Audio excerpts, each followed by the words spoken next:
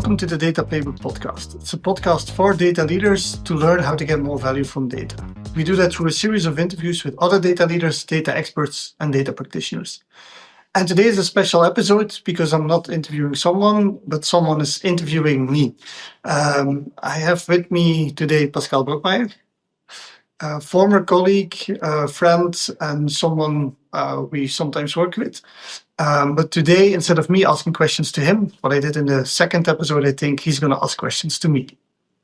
So thanks, Kris. It's going to be interesting. First time me interviewing someone for a podcast. So exactly. Let's see how that goes.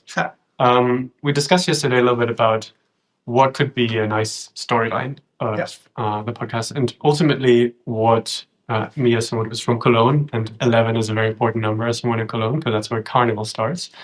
Okay. It's pretty much 11 years of Dataminded. So it's a good time to kind of do a recap of where did Dataminded get founded? How did you come up with the idea? What were the phases that you went through as a company and also as a leader? And throughout those different phases, I'd love to understand how you maintained your culture. Because what I really remember from Dataminded is the engineering culture. Yeah. And I know that's a very difficult topic.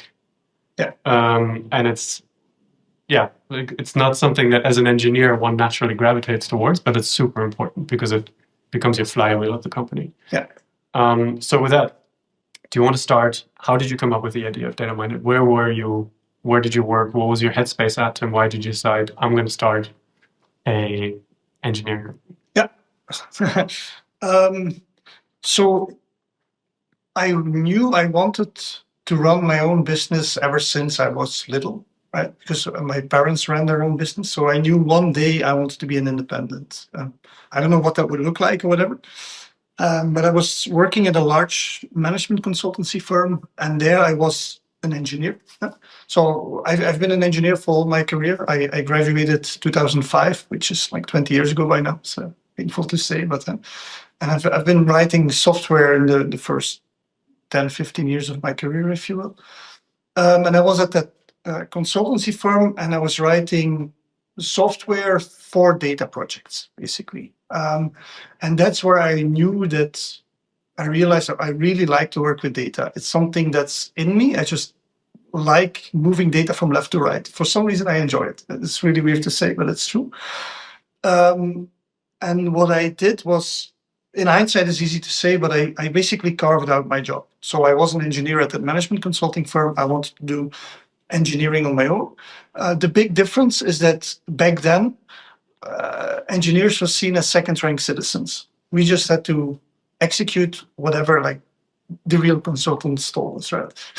And that was a bit annoying and frustrating to me because it was a very backwards process where, I mean, there's millions of examples I can give where we had to implement something and it made no sense, right? But no, we had to do it because the consultant said so. So I wanted to create a company where engineers were front and center, like founded by an engineer, run by an engineer, and all that. So in the summer of 2014, I decided to resign. And it was very stressful because it was a cushy job with a predictable salary and stuff. You know how it goes. To start my own thing. And then actually the name Dataminded, I get a lot of compliments from it. But it's because I'm not good at picking names. But I went to Spotify and then just played a random playlist to look at band names, because bands often had cool names. Company names usually sucked, but bands had cool names. And I came to the Simple Minds. I said, the Simple Minds, the Data Minds. So I was like, okay, Dataminded. Right? That's how the name came to be. Right? And in the beginning, it was a bit stressful. Looking back, because from the summer of 2014 until January 2015, we had 0 customers. Like nobody wanted to work with us. And I was starting to doubt life choices. They're like, why did I do it in the first place? And this is never going to work, et cetera, et cetera. But then it's a nice story to tell afterwards. But back then I was stressing a lot because I remember my bike was being stolen then. And I couldn't really afford a new bike. Well, I could, but it was not budgeted. So I asked my then girlfriend, now wife, it's like, hey, would you be able to buy a bike for me? So, sure. But it happened. And But she was like, okay, if you don't have any money for the coming months, I'm happy to support you. Was basically what she said. But then a few weeks later, we did one of first clients, and the story behind that is that there was a hackathon, and I knew someone from another consulting firm would go to that hackathon, and I knew that consulting firm was active at a company I wanted to work at in Belgium, because they were back then one of the only ones doing something with what was called back then big data. Mm-hmm. So I went to that hackathon only to impress that consulting guy. I did. He was impressed. And a week later, I had a conversation with his director, and a week later, I had an interview with that client. And then through that consulting firm, we won our first project, if you will. And when you say we, who was we at the beginning? We is me. Okay. It was only me. So before that, I had this weird notion of, okay, I used to work at a large management consulting firms. They work with the top companies. So I'm going to try to work with SMEs. But it took me a while to realize that SMEs don't have money for data projects. Mm-hmm. So whatever I came up with was always nice, but there was no funding. So that's why I decided to target the bigger companies in Belgium again. And that was a huge telco company. Mm-hmm. Okay. And so I think what's quite the common topic for founders is the first hires. So that kind of it's a seed crystal for your culture. So maybe you can talk me through not just your first client, and I think you also had a story of how you almost lost that client. Yeah. But also your first hires. Who were the first people that you brought on board? And what was the mindset there to say, okay, I'm now ready to bring someone on and be responsible for them in a way as well as an employee? Yeah. So the first person I talked to was Pascal Brokmeier. He is now our CTO and partner at Dataminded. And when I left, or when I planned to leave that management consulting firm, he was also working there. I asked him, like, look, I want to do this. I want to do this together because technically you're way stronger than I am. I need you. But back then he just got his first child and was like, yeah, now it's not the right time to have no income, but call me when you have revenue. So actually, he didn't turn out to be the first employee, but it was the first one that I wanted. But the first employee was another guy named Patrick. I randomly bumped into him on data science meetups in Brussels. But he still is this genius Python engineer who could solve anything, anytime. And with the first income I got from the first client, it was okay. Now I can pay myself a modest salary, and I can pay that other engineer. So now we're two. Mm-hmm. And then Pascal Brokmeier was actually number 3. And I remember we didn't even have an office back then. So interviewing Patrick was in the Botanical Gardens of Leuven, where I try to, if you do an interview, there's always some stuff that the other person doesn't know, even though the other person is way better than you.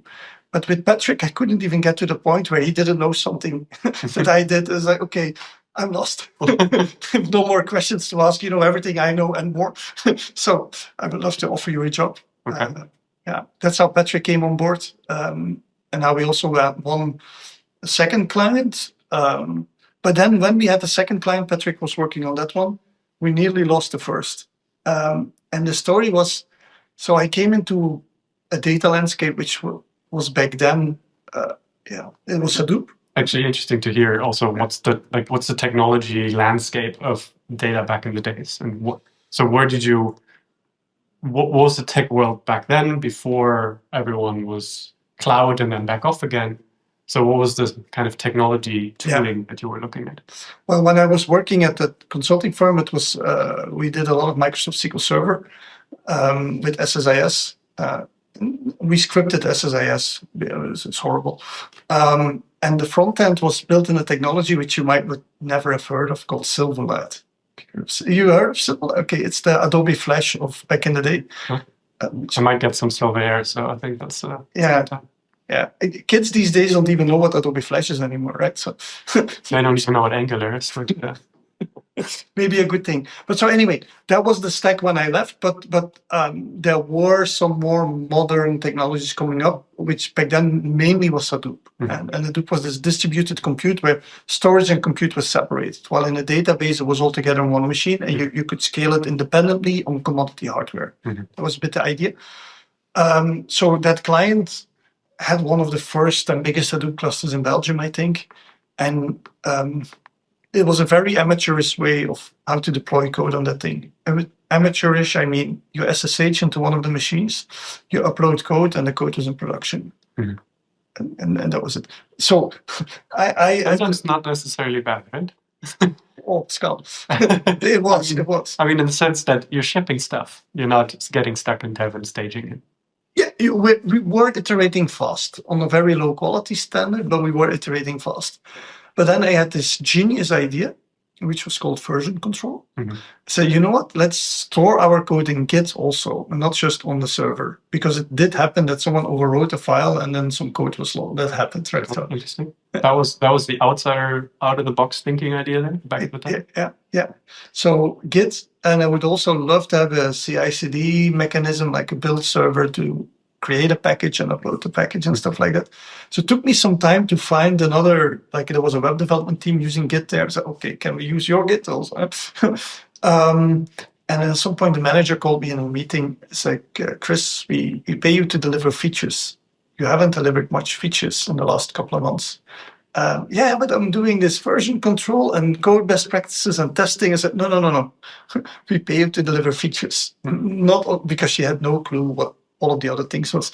So I had to stop that for a bit and deliver features. And in the end, it turned out to be all right. But she was, I think, about to pull the trigger. It's like, okay, you're an external consultant. You're not delivering the value I want to. So we're going to stop the collaboration here, which would have been a disaster for Dataminded. That would have been 50% of our revenue gone. Right? Mm-hmm. So I'm lucky she didn't do that. And over time, I'm sometimes an impatient person, but over time, the team started to adopt more code. I wouldn't say best practices, but practices. Using Git, I think probably no regret move at this point. Yeah. In hindsight, I think no one would challenge that anymore. The funny thing is, I told that story the other day. We had another client last year, so 2024, and they asked us to come in to fix their data platform. And one of the first things we realized is that their engineers are not using Git. Mm-hmm. They're just uploading directly to whatever and then running it. And the principle or the thing there's like good engineering practices, they're timeless. Mm-hmm. Technology changes. Hadoop, nobody's doing Hadoop anymore. But good engineering practice, like did you put it in version control? Did you do a code review? Did someone else do a code review? Did you write a test? You have an automated deployment mechanism. Do you have some good monitoring on that shit? That was true 11 years ago. That was true, by the way, when I started in 2005. The first thing I did was find an old PC and install Subversion on it. Subversion is the thing. Right. Okay. Yeah. So just having good engineering practices. I don't know what changes technology-wise, but good engineering practices, timeless. So if we look at maybe the first, I don't know, when did you hit 10 employees? Do you know, roughly? No, I have a terrible memory, so I don't know when I hit 10 employees. But I do know for the first couple of years, we were very small. I know it was a team of 6 people. Like I think you know most of them. So Pascal, Joris Mees, I think you remember him. It was Matthias Lavard, Pat, our office manager, Alexander, Oliver. Those were like the first group of people that we had. Okay.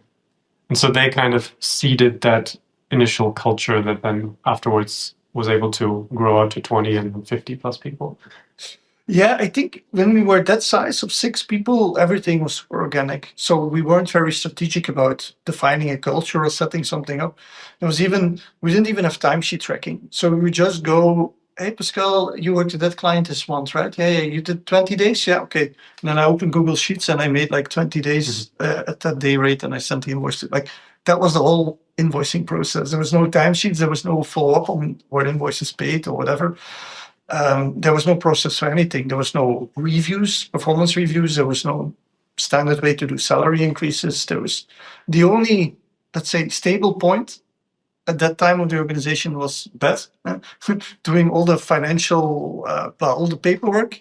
Well, before we had Beth, I did it myself. But then when she came in, she structured and improved a lot of that administration. So in that phase of the company, what were the main challenges in your mind? And what were things that in hindsight were so much easier than they are today? Yeah, it's going to be a massive cliche, but the main challenge is just surviving. Right? Just you're happy to win a project, any project, doesn't matter.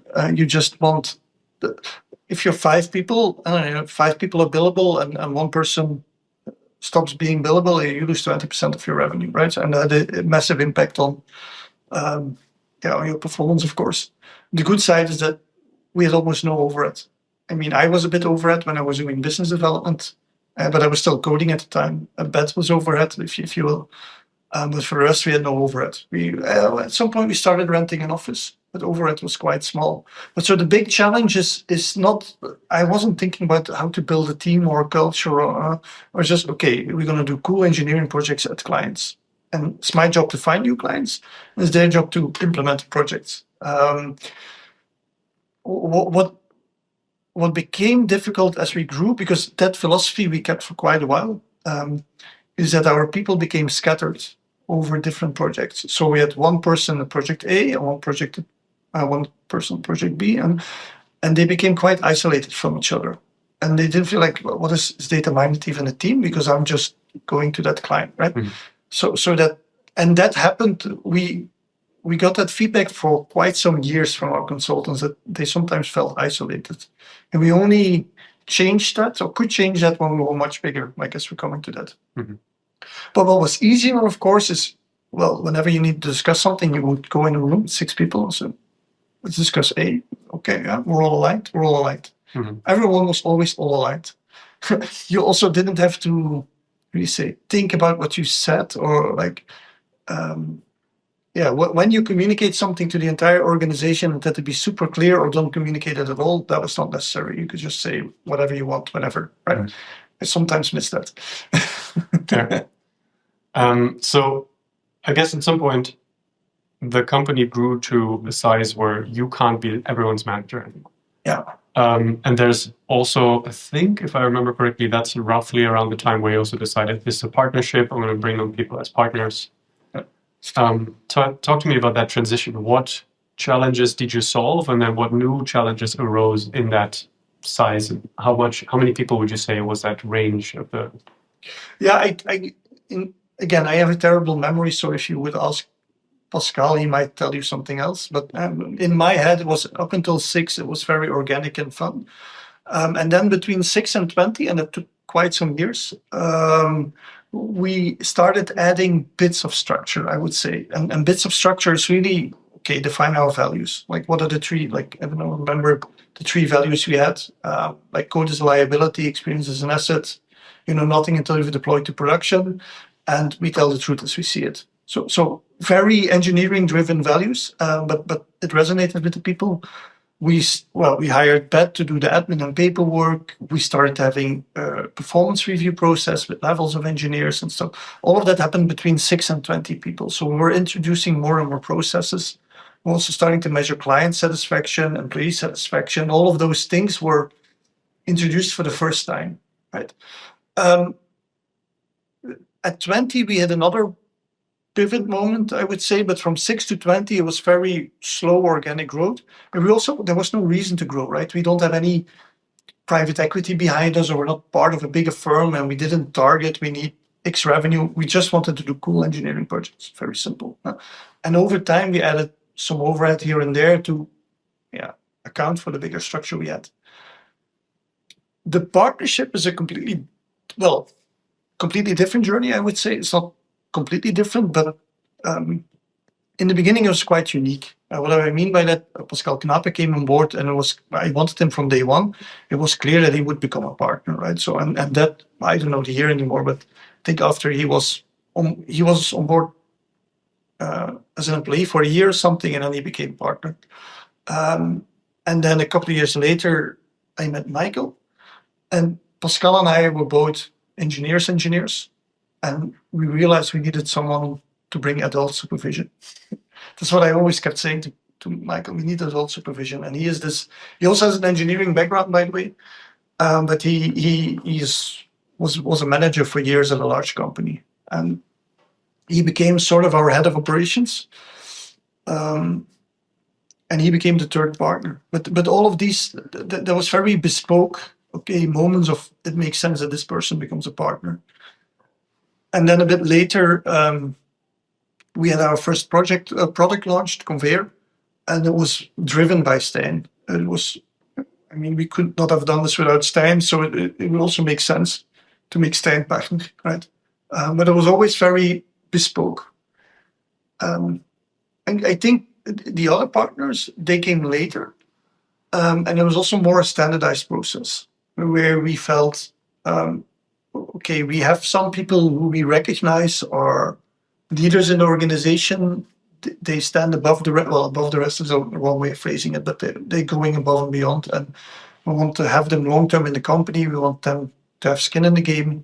And then we had a whole partnership program with also the legal sides covered and stuff like that, right? And that's now where we have I think we're in total 6 partners. A few more people stepped in, and we're open to grow that in the future. And now it's standardized, but that standardization only came when we were like maybe even 50 people or something. That standardization came way later than the first partners. Yeah.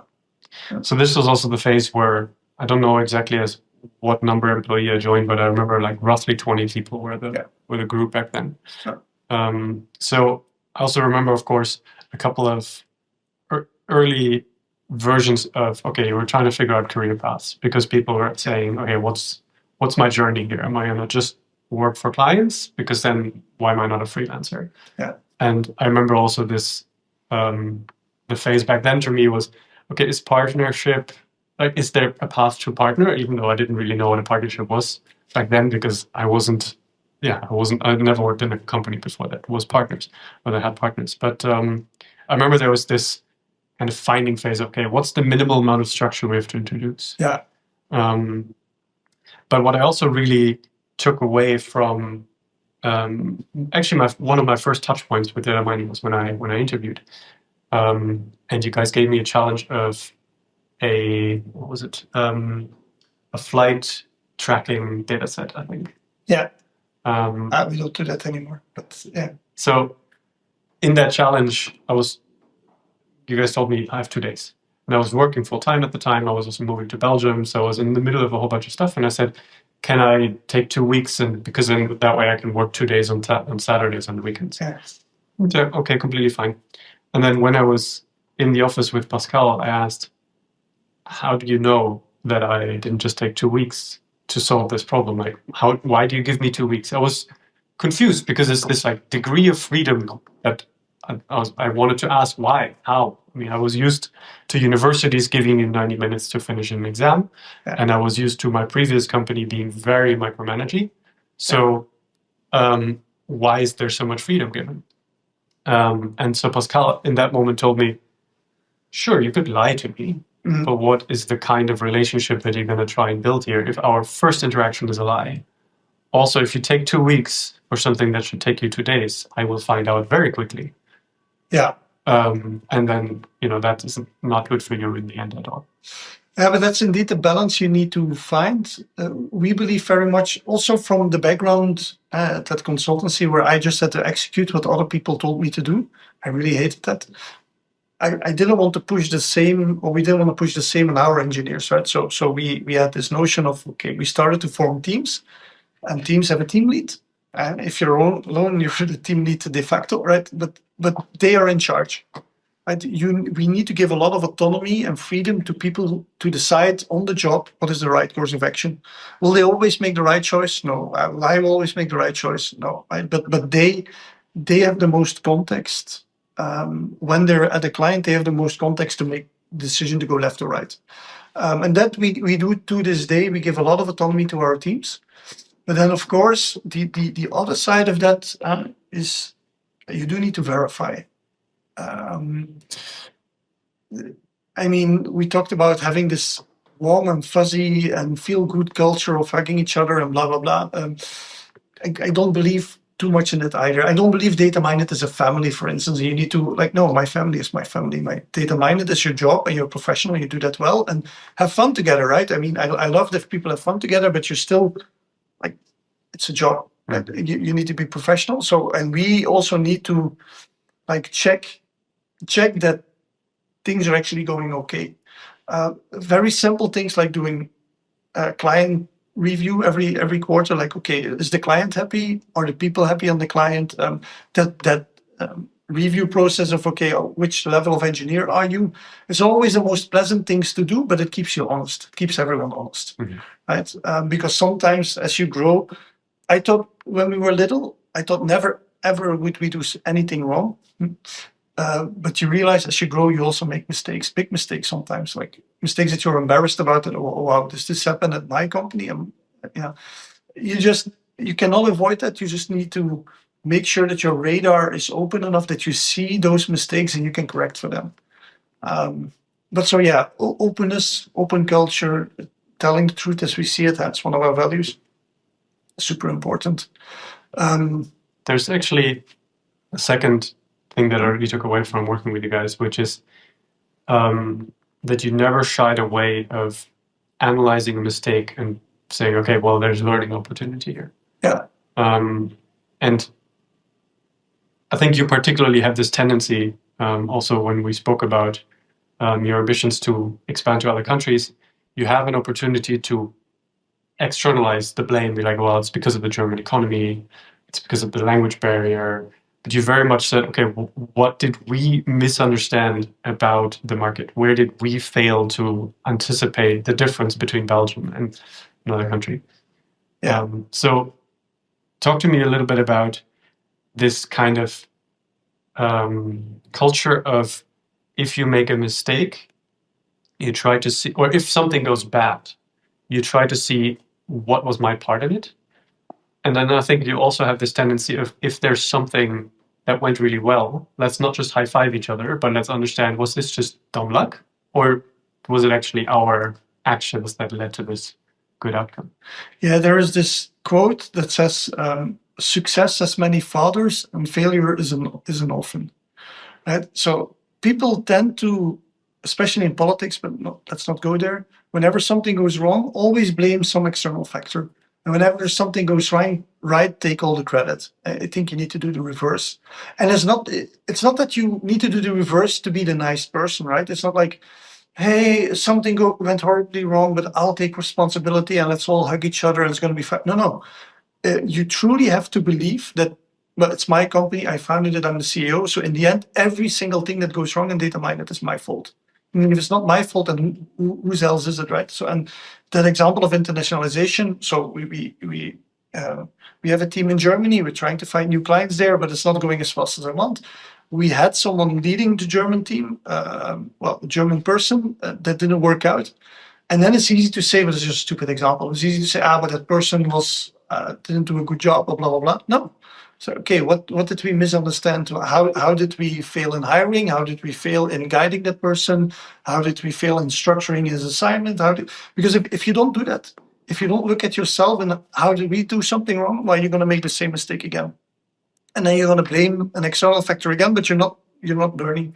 It's actually one of the few things that I really look out for in hiring as well is, if something goes wrong, do you blame other people? Also in teams, if people start blaming other people, that's the one thing that triggers me like crazy. You can always blame other people. Yeah, that the server crashed. Yeah, but the server crashed, but I told them weeks ago that the server is shit and they needed to upgrade it, so it's not my fault. And yeah, this was bound to happen. I said, no, okay. You failed to convince your client of something critical in their infrastructure. What can you do to do better communication next time? You can always externalize failure, but that doesn't get you anywhere. Right? You can always only improve if you internalize it. Yeah, sure. Yeah. Pascal also, so it's a bit confusing because same names. Pascal. I also asked him of a couple of like typical Kris moments that maybe I can poke you on. And I think right around this time, the team gets so large that you have an office with 10, 15, 20 people, and it can become a mess. And so he said, like, a typical Kris moment is that he gets really triggered if just people leave the kitchen in chaos. Yeah. So what's your take also on, small things that kind of show that people feel responsible for something? You also gave me back then this quote of Pascal, this time me, you have this tendency to come up with really cool balloons and let them up into the ceiling. But sometimes I need you to grab a balloon and actually finish it. Yeah. Which is actually feedback that haunts me to this day, because I'm a person that has a lot of ideas and then it's really difficult to finish things. Yeah. But like, what's your take on, you're now at this size of 10, 20, 25, 30 people. People have to, by themselves, without being told, without having a manager tell them to behave in certain ways so that the system as a whole can grow without constantly you being like, yo, please clean the kitchen, please do this, please do that. I mean, it's a simple thing, right? Kitchen cleaning is not necessarily what data engineering. No, but it's the broken window principle, right? You probably know what it is, but for those listening who don't know what it is, if you see a building and already has a few broken windows, it's more tempting to take a stone and throw in another window because the other window is broken anyway, so who cares? But if you see a pristine building which looks perfect and the garden is well done, it's like you wouldn't dare to think of taking a stone and throwing out another window, right? And so that kitchen story, there was actually when we were quite bigger already. But for me, it's a matter of discipline. Well, we come together in the office. By the way, it's another thing. We don't have an office policy. So you come in the office when you want to. Mm-hmm. That's also nice for me because when I look around in the office, everyone here chose to be here. Mm-hmm. Like I didn't drag them here. But so if you're in the office, well, you work as a community and you do some basic stuff. And cleaning the kitchen is not like, that was, how do you say, maybe a negative moment. I don't know, but I can try to be inspirational about, we need to invest more in agentic AI and the future in cloud is blah, and be really inspirational to people, and then have very patience with change management and blah. And I know it's difficult and I have infinite patience, but that, like, it's literally a hygiene thing, clean the kitchen. I have zero patience. Mm-hmm. So at some point, the kitchen was a complete mess. And I just did an announcement. So guys, if everyone was there, if we cannot keep the kitchen clean, we're going to stop with free breakfast. We're going to stop with drinks in the office and cookies and food. And we're going to stop all that until the kitchen is clean. Mm-hmm. And I have no patience for this. And it's all of your responsibility. And I was really angry, right? And I got a lot of feedback because we do employee satisfaction. I got a lot of feedback from people like Kris that was actually very petty of you to how you reacted. You could have reacted in a different way and blah, blah, blah. And they're right. But since then, the kitchen has been very clean. Mm. So I think mission accomplished. Okay. But I think it's interesting that, so your leadership style, if I remember it, is very much a lot of trust. But at some point, you put a stake in and you say, that's it. Oh. And I also remember this in this phase where we complained about the coffee at the clients for probably a couple of weeks. And it was constantly this one-upping of whose client has the worst coffee. And at some point you walked into the office with 4 or 5 Senseo machines, just tossed them on the table and said, like, stop bitching about bad coffee. If you have bad coffee, take the coffee machine, get back to work. Yeah, that's the ownership thing again. That's the like, you can always externalize blame. Like, okay, but if something is not good in your environment, do something about it. Mm-hmm. Right? And if you can't, there's always something you can do about it. There's always, or you can escalate it, or there's always things. No, but I don't like when people come up with ideas, either suggestions for this would be great or an idea for improvement. They're usually right, but then it's way more valuable that you take an idea and it's taking that balloon and execute it. Mm-hmm. I value that 10 times more than just like standing on the sidelines and giving comments. Everyone can do that. Right? So kind of going back to the phases of the company, but you're now somewhere between maybe 10 and 30 people. Yeah. You've identified a couple of folks that can actually keep pushing the mission forward and who also are very much aligned in the direction as you are, who you can trust in being autonomous and taking the decisions. Do you see did you notice there's some other horizon of growth where pain started to show up in different places while you solve the kind of how do you run a 20 to 30 people company? Yeah, definitely. We were about 20 people and there was somewhere... I think there's also COVID at that point. Yeah, I think it was around. Well, there were two pivotal moments, but one was when COVID hit, our biggest client was Brussels Airport. You can see it now also at Brussels Airport. And they, you were working on the client, so you remember, and they will call and like, hey, we have no money anymore for this R&D stuff. We're going to stop almost everything. And I was panicking because I was, like, I don't know, 5 or 6 people or something, that we had to restaff somewhere else. But luckily, knock on wood, we were quite lucky that there were quite some other clients back then who took the opportunity of COVID to invest in long-term projects that they wanted to do for a long time that they couldn't get to, which included data transformation. So in the end, that didn't impact us a lot financially. Again, knock on wood, we were very lucky. But a few years after COVID, we noticed that we were increasing our overhead with more people doing admin work and operational work and finance and whatnot. And at some point, we had a few quarters where we weren't profitable. So in our 11 years of existence, you can verify that on the. We've been profitable every single year. Not huge. We're not hockey stick growth. We're gradual. But then we had a few quarters where we weren't profitable, and then that was very uncomfortable because we don't have a safety net. Like money is gone, you're bankrupted. There's no. And so we were stressing about, okay, but what are we doing wrong? And we realized we built too much overhead. And we could do 2 things back then. So either we could say, okay, we're going to reduce the overhead again and stay at 20 people, or we say we keep the overhead that we think adds enough value, but that we need to grow the team. And that's the first time we put a stake in the ground and said we want to grow the team to 50 people. And again, we were quite lucky that there were some clients who really wanted to grow fast with us, so we grew together. And I think that the jump from 20 to 50 went quite fast. That also changed a lot the culture of the company, because up until 20 people, it wasn't a casual thing that we were with 6. But up until 20 people, it was manageable. But then between 20 and 50, we grew so fast. And the leadership was Michael, Pascal, and I. So we would sit together and talk once a week about everything, just the 3 of us. But then we realized that by the end of last year, we realized that just the 3 of us trying to keep the boat afloat, that doesn't work. So we realized when we hit 50 people that we needed a leadership team. So we needed someone to be responsible for marketing and sales, someone for people, HR, we call it people. I don't like it when they call engineers resources. I think it's an insult. So people. We needed someone to be responsible for knowledge, because we believe we can differentiate in the market we've done so many projects now with so many different large clients. We've seen more than most. I mean, we're not geniuses, but we've seen more than most. If we just consolidate all the knowledge we have, we can accelerate future clients. And it's not perfect, but it's kind of working. So we need someone head of knowledge, head of product, because we have our original product in the market. We have a new product as well, so 2 products.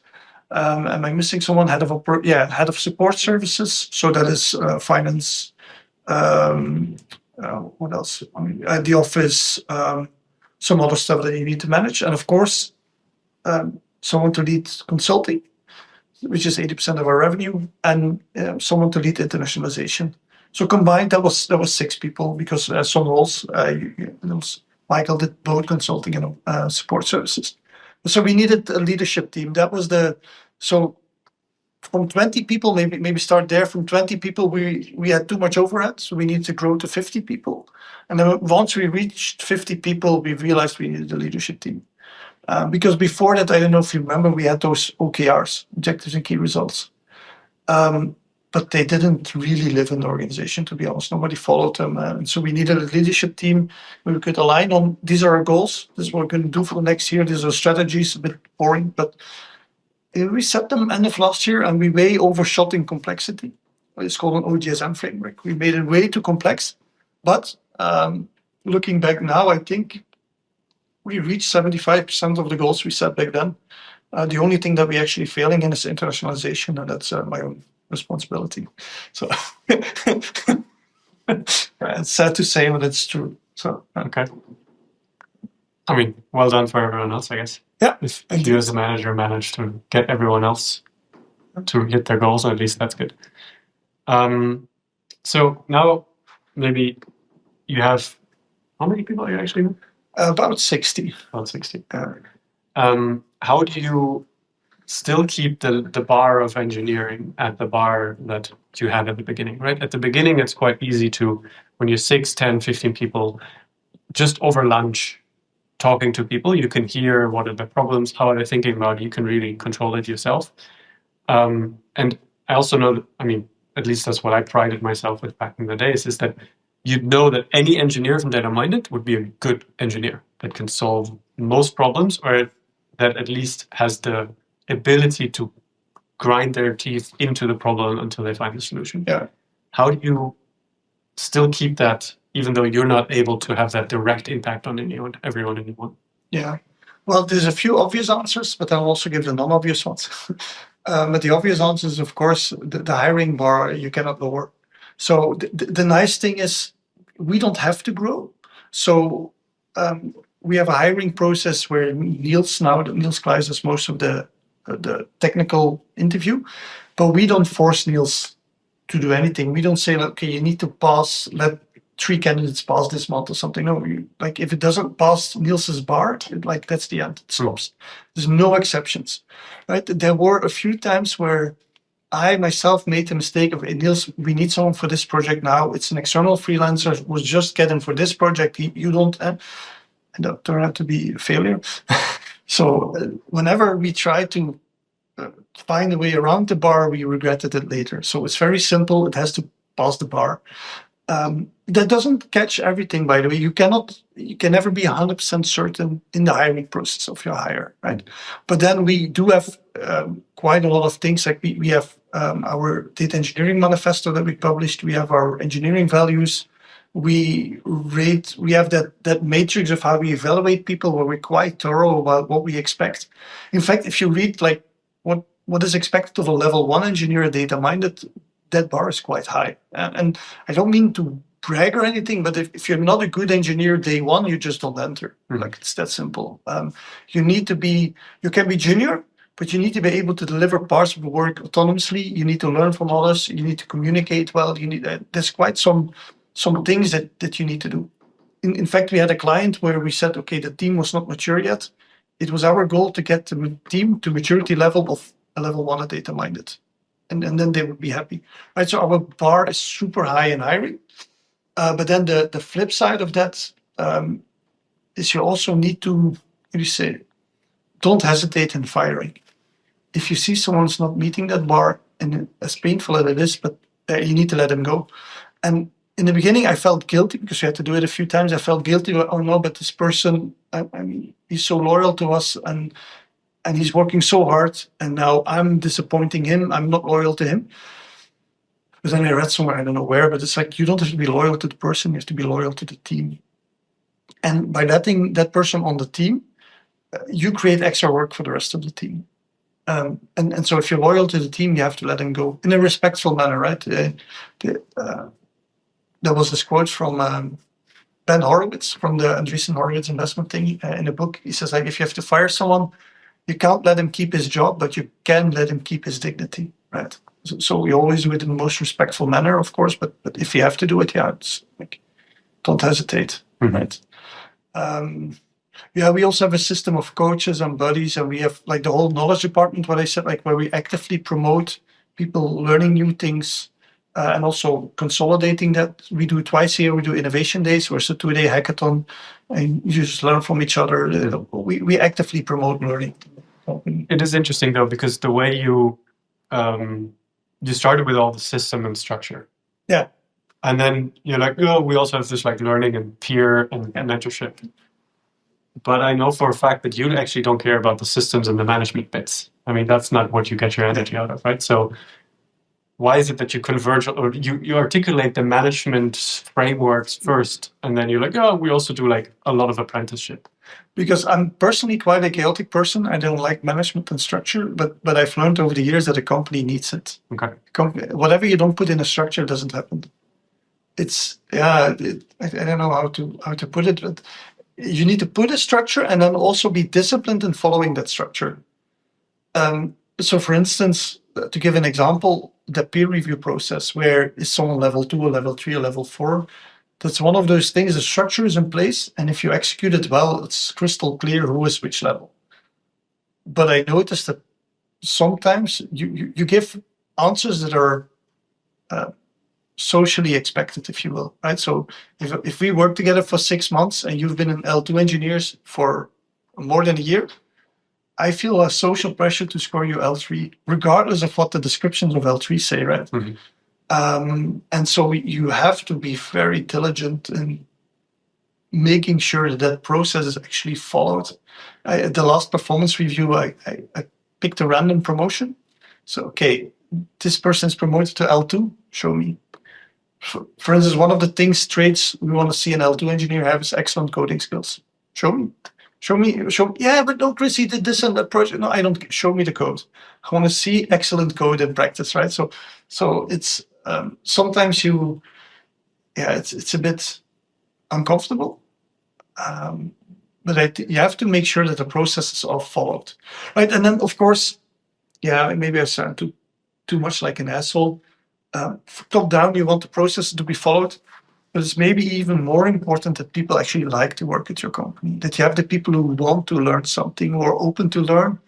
It's again like, are those the people who are casting blame left and right when things go wrong, or the people who internalize mistakes and want to improve? So if you create a team like that and you add a new person to that team, that person quickly adopts the culture of the team that you have, right? So both are important, I think, is the official answer. So what I think also helps, and I think you don't realize that you do this a lot, is if you as a manager go to your team and you say, here's the structure, everyone follow this structure because I say so. Of course, you don't really, as a team member, you don't really feel like it. But you have this tendency to let people along your learning journey. So I don't know if you still do this, right? But I remember you certainly doing it back then, where you share is, okay, I am trying to do this or I tried doing this over the last 4 or 5 months and I failed or I succeeded, and here's why and here's why not, and why am I doing this? So if you come in with a framework, you say, here's the structure, I want everyone to follow it, it's tough to get people to buy into that. But what you tend to do is you explain, why do I need structure at a company of 60 people? So that everyone understands, okay, we have our culture, we're all really good, like we can be best buddies, we can have lots of fun at work, but we need the structure for the system as a whole to keep operating. Yeah. So a lot of times what I took away from that was you actually allowed me to say, okay, if I at some point want to be in Kris's shoes, if I at some point want to run a company of 20 or 30 people, I will remember his struggles and be able to kind of transfer that learning from then to my future. Yeah, I think it's important to be, as a leader, to be vulnerable. It's a massive cliche, but I share openly when things don't go well that I'm responsible for. So two concrete examples, that internationalization thing is not going so well. I'm very open about that in the company, and it's also very clear that I'm responsible for it, right? But also on a much personal level, we did a bunch of leadership trainings, and we tested our emotional intelligence. Mm-hmm. And it turns out I have the emotional intelligence of an apple. I'm very impulsive. It's hard to express my emotions. I'm even forgetting the third thing, but I can be very chaotic. I have no empathy. And I share that with them. It's like, look, guys, we did a test. Turns out I'm not the most empathic person in the world. I realize that's a shortcoming. I'll work on it. So that's one side of the equation, is being super vulnerable about your own shortcomings, right? I'm blanking out on the second part. What was the question again? Like how I take people along on the journey, right, of learning. I am.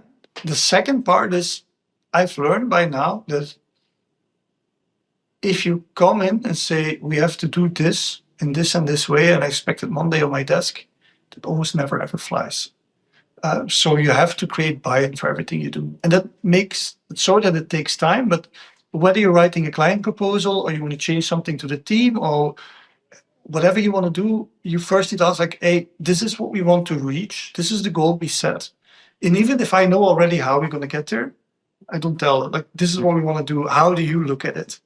And so when people give them the opportunity to think about how to get somewhere, there's a lot more buy-in in getting there. Sometimes I overrule it. And then there's a process I call, I don't know if I explained it to you once, about making sausages. Mm-hmm. Sometimes you have to make, but so ideally you create buy-in for something and you let the team figure it out on their own, and they do it on their own because then they own it, right? Yeah. But sometimes I lose my patience and it goes way too slow. And then I said, okay, guys, now we're going to make sausages. I want to get this done. And I just, like, how you make a sausage is you put meat in the grinder, you grind the meat, and then like a sausage comes out, right? You just keep grinding the meat, keep adding more meat and keep grinding. And like then that's like, people don't like it. I try to avoid it, but I take over. So guys, we're going to make a sausage now. And I'm going to keep pushing until something is done. It usually is, I'm not sure if I should give an example, but usually it's for things that people don't like to do. And yeah, I lose my patience. Okay, now we need to get it done. Mm-hmm. Yeah. Okay. So if I were to summarize a little bit of the kind of story that we're telling is you try to give people a lot of autonomy and self-responsibility. I remember actually day one, you guys gave me a pair of car keys and a credit card. And I'm like, okay, so when am I going to sign all the waivers and stuff? Because I was expecting probably have to sign all sorts of waivers. And it's like, we don't have waivers. I mean, don't be an ass. Yeah. So there's the blush test. And the blush test, yeah. Like we hired you. If we can't trust you with a credit card, then we have a problem. So you have this, on the one side, a lot of self-responsibility, giving people or almost expecting with people to think for themselves, grow for themselves, etc. But then there's also moments where you just, maybe that's 10, maybe that's 20%. You just put your foot down and you go, okay, all right, let's stop with the bullshit. We got to move on. And here's how you will, given structure, get this thing done. Whether that's for the client, whether that's for the company. Yeah, indeed. No, but I think you summarized it well. And the blush test, by the way, is like if you want to buy a book or buy a whatever, and you can look me in the eye and without blushing explain why you need it. Mm-hmm. You can do it. Right? That's the blush test. The buying a book, actually for me, is the litmus test whenever I was at clients. To me, that's the absolute sign of broken culture. If it's so hard to buy a book, then what is going on? You're making it incredibly difficult for your people to upskill themselves. Yeah. Then that's a huge red flag for me. I agree with buying the book, but I also want to give a counterpoint there. Okay. And maybe that's a generation thing, right? I'm getting older. But at some point, I don't know what it was about, but I was making this case in the company like, okay, but if you do this, I remember what it's about, but it was about learning a new topic. I don't give too much details. So, hey, but if you spend time learning this new topic and we're willing to give you time and resources to learn that topic, and then you share your knowledge to the outside world, it's valuable to us, to Dataminded, because you become more senior, experienced. We can use that knowledge in projects. But also, if you share that to the outside world, we are broadcasting that we know about this, right? And it helps in marketing, right? But it's not just valuable for us; it's also valuable for you because, I mean, even outside of Dataminded, you've learned something new. You've grown. You've grown as an engineer. You are more valuable in the market. And then I got feedback from younger engineers, like in private, say, Kris, don't assume that is valuable to us. And I was baffled. I went completely, what? I fell out of my chair. I was pretty much. It's like, are you serious? Like, this is not valuable to you? And there, I think there's a generational shift. I don't know if that's true, right? And there's people in the new generation, but I do see a trend of younger engineers not necessarily, how do you say, proactively wanting to always learn new stuff. Mm-hmm. They want to know what they need to do for the job and they want to be professional and blah, blah, blah. But proactive learning and sharing knowledge is not a given anymore. When I was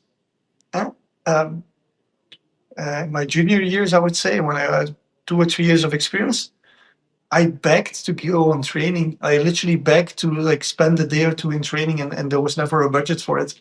And here we are, like, so, hey, you can do this training, you can do that training, you can learn this. Like, hey, whoa, don't assume it's valuable for us. That was a moment of truth for me. Yeah, I wonder if that's probably, I mean, my hypothesis is less to do with generation across the board and more of within your family, what generation are you? Do you come from a world where your parents are going to buy you the next house anyways? And then you don't have that strong push of, okay, I need to build my own financial independence, so I need to improve myself, so I need to learn more. Yeah. But yeah, probably beyond the scope of our conversation now. No, yeah, I don't know. It's also, yeah. Anyways. I do want to ask you one last thing, which is the expansion to Germany. Yeah. And I think now you want to pivot and say, okay, well, we're closer to the Netherlands culturally, skill-wise, network-wise. What didn't work in Germany? And how are you now trying to do better in the Netherlands? What's your approach? How do you approach it differently? I want to preface that we haven't given up on Germany yet. Okay, fair. we still have we still have a team there. We still have clients there, and but it's I think, well, there's many layers of things that went wrong. For one, well, let's first talk about the country and then about us. But I think you can either confirm or deny. But what I underestimated about Germany is how different their culture is to begin with. They're much more closed than Belgian people. In Belgium or the Netherlands or elsewhere, when you talk to people, they're very interested. Can you talk about this? Germany, they're very closed culture. They also don't like to talk about failures or improvement, or at least that's what we perceived, and that's what we underestimated, right? Another thing is that in Germany, it's, how do you say, much harder to get your foot in the door if you're not actually from Germany. And then when we made the mistake is we still have German people living in Germany, speaking German and stuff, but they, especially who was leading the German team, he didn't really know who Dataminded was. I mean, we hired him and he flew over to live every now and then, but he didn't really understand the culture. But so it was very hard for us to build a brand in Germany that kind of never worked, to be honest. Mm-hmm. And that maybe brings me to, I think what we did wrong is and I only realized this a couple of months ago, is that we have a very strong brand in Belgium. So, and knock on wood, I'm very hope that doesn't change, but clients call us, we don't call clients, and we're almost always overbooked. There's almost always more demand for our people than we can supply. And I'm not trying to advertise it, but it's been the reality for the last couple of years. Mm-hmm. Because we have a very good brand, people find us and say, hey, can we work together? But we have a good brand, we have a shit offering. It's not clear what are we offering, which problem are we solving, for whom, who is our ideal customer profile, which problems do they have, how are we solving it, what is the process, and so when we did talk to new German clients, we often fell back to, but we have good engineers. So, we have good engineers here as well. I mean, we're Germany, we have good engineers. Well, no, Germany is known for engineering, right? So sure. we realized that we need to have a way more crisp offering. Okay, what are you doing? Are you rolling out a data mesh? Are you building data product thinking? Are you integrating AI in the landscape? What are you doing? What is it exactly that you're offering, right? And we're working hard on that. So I think it's both a combination of the culture in Germany that we underestimated completely, and our go-to-market strategy was completely wrong. And so here in the Netherlands, we try to lift a bit more on, well, the cultural, I think we're much more similar. I used to work in the Netherlands, but also make it a bit clearer what it is exactly how we can help. So not like, hey, we're data engineers, we can solve all your problems. No, it's like, do you want to do data product governance? Well, we actually have an open source tool that accelerates that, and we have a team that can roll out that solution, right? That's an example, right? Oh. Okay. Cool. So what do you think? When is the size of the team in the Netherlands outgrowing the Belgian one? Ooh, outgrowing. I don't know, but I did, like, we're here in Amsterdam now. I did mention a few times I really like the city, the vibe, so I wouldn't mind having a big team here one day, but step by step, right? First find the clients, like understand the market, find the leads, find the clients, and then grow the team, right? In that order. And probably also have someone grow the team here that actually has lived in the team in Belgium for a good long while and feels the culture. Yes. Yes. And that's one thing it's a bit personal, but it's relevant there. I talked to quite some people about from other companies how they did internationalization, and they all said, well, at some point one of the founders has to go out there and live abroad for a while. But I have my family in Leuven. I don't want to move, right? And that is where I choose my family over my company. Well, that's also where a partnership can come in. Yeah. Right. Where the career ladder can be you are unlocking a new country for us, or that's a good path to partner, I suspect. Absolutely. Yeah. Okay. Cool. Any closing words you want to share? Yeah, I think when I was thinking about this podcast, one important aspect is that it sounds cliche again, but as the company grows, I grew as well, right? It's not just a company that went through transformations, and for better or for worse. It's also me as an individual contributor going to sort of a team lead of a small team to a manager of managers, and now I lead an executive team, if you will, and then there's departments and budgets and stuff. And I had to learn all of that as well as I went along. I didn't have guidebooks or something. I did courses and I got external coaching, and but I never realized the impact it would be on me personally. I haven't been coding for years, for instance, right? I don't have, it's not my role anymore to write code. But that is that in a good and a bad way. It's good that I do this because I very much still live and breathe the DNA of the company. But it becomes I wonder at some point there's a tipping point where, am I the right CEO? Because it's not because you can bring a company from 1 to 10 or from 10 to 20 or 20 to 50 that you can also bring the company from 50 to 100. You need different skills, right? So, and I sometimes, I think I was a good engineer, not the best, but I was a good engineer. I'm a mediocre manager, I think, right? So I'm sometimes struggling with that. Yeah, we discussed that yesterday.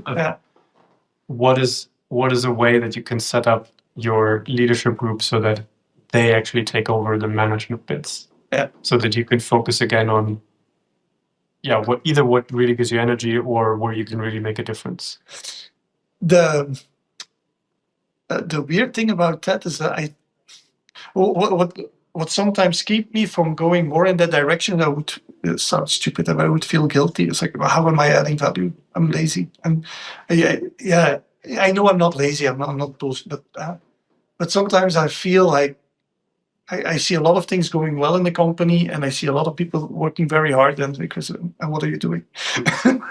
What have you done this month that adds a lot of value? Because what the topics I'm working on are usually a bit more longer term, and they're with a lot more uncertainty. And by the way, I can deal with uncertainty really well. That also came out of the EQ thing, so that's good. You can or cannot? I can. I am perfectly happy when things are unclear. I love it, actually. And that's exceptional because engineers usually want structure and clarity. But it's good, right? If you're in a situation where you keep finding yourself again and again going, okay, well, everything is working. What am I still doing here? That gives you the freedom to then say, okay, let me try and unlock the next horizon. Exactly, because if I turn this in a positive way, that's also been my attitude for 11 years. So, okay, I used to do the coding. How can I get myself out of this job? How can I be replaced by someone else? Okay, now I do the operations thing. How can someone else do the operations thing? I used to finance. I used to do marketing and sales. Now we have a head of marketing and sales. So I'm always pushing myself out of the job I'm doing today. Right? But at some point, it's like, okay, then the only job that's left is like a bit more long-term thing.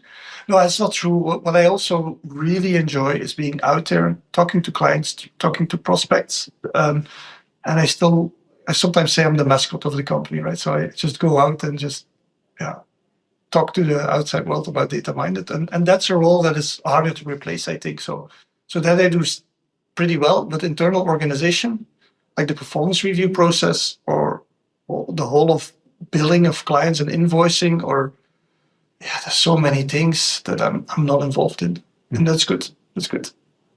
Okay. So let's see I'm excited to see where you are in 2 years, whether I can see you more in Amsterdam. Whether if you're still here, then. If I'm still here. All right. Thanks, Kris. This was great. Thank you, Pascal.